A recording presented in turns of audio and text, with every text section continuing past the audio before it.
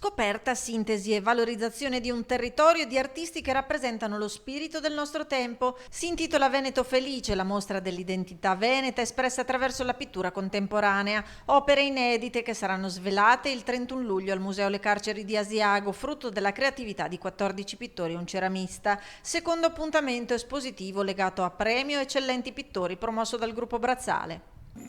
L'idea del premio è nata proprio per alimentare l'interesse verso i pittori viventi, per conoscerli meglio grazie al lavoro svolto da Camillo Langone con il suo sito Eccellenti Pittori. Noi possiamo conoscere molti di questi pittori viventi, conoscerli meglio, apprezzarli, e poi questo premio vuole essere anche un po' un momento di confronto e di stimolo, affidato a giuria di non professionisti. Veneto Felice, l'ispirazione e l'auspicio di una ripartenza anche attraverso l'arte. Lavorando con questi artisti che sono veneti o veneto limitrofi e che hanno voluto realizzare dei quadri appositamente per questa mostra e dedicati al Veneto e a uno sguardo positivo rispetto al Veneto. Parallelamente alla mostra partiranno una serie di attività collaterali. Coinvolgeranno sia un pubblico adulto che un pubblico di bambini